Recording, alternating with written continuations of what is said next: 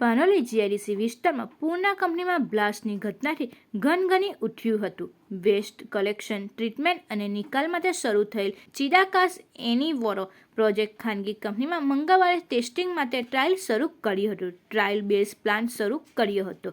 દરમિયાન waste material શરૂ કરી હતી. અચાનક પ્રેશર વધી જતાં વેટનો જોઈન્ટ લીક થતાં અંદર રહેલા મટીરિયલ બહાર આવી ગયું હતું. ધડાકા સાથે આગ ફાટી નીકળતા દોડધામ મચી ગઈ હતી. બ્લાસ્ટના કારણે કંપનીના પ્લાન્ટના પતરા પણ હવામાં ઉડ્યા હતા. આગના કારણે ધુમાડાના ગોટે ગોટા આકાશમાં ફેલાતા આસપાસના વિસ્તારમાં ભયનો માહોલ જોવા મળ્યો હતો. ઘટનામાં એક મહિલા કામદારને પગમાં ઈજા પહોંચતા તેને સારવાર અર્થે નજીકની હોસ્પિટલમાં ખસેડાઈ હતી. ઘટના સમયે હાજર રહેલા 5થી કામદારો આગની જાણ થતાં બહાર આવી ગયા હતા અને આ અંગે ફાયર બ્રિગેડને જાણ કરવામાં આવી હતી. પાનોલી ફાયર ફાઇટરોએ દોડી આવી આગ પર કાબુ મેળવી લીધો હતો.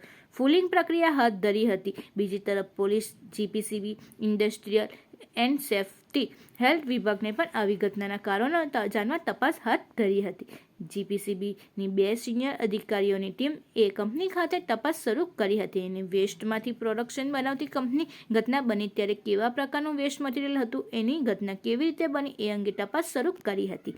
તો ડીશ ટીમના અધિકારીઓએ જણાવ્યું હતું કે કંપની ટ્રાયલ શરૂ કરી હતી. આ દરમિયાન પ્રેશર વધતા વેટનો જોઈન્ટ લીક થતાં અંદર રહેલા મટીરિયલ બહાર આવતા બ્લાસ્ટ સાથે આગ લાગી હતી, જે ગણતરીના સમયમાં કંટ્રોલમાં આવી ગઈ હતી અને કંપનીમાં 5 કામદારો કામ કરી રહ્યા હતા, જે પૈકી એક મહિલાને પગના ભાગે ઈજા પહોંચી હતી, જે સારવાર હેઠળ છે.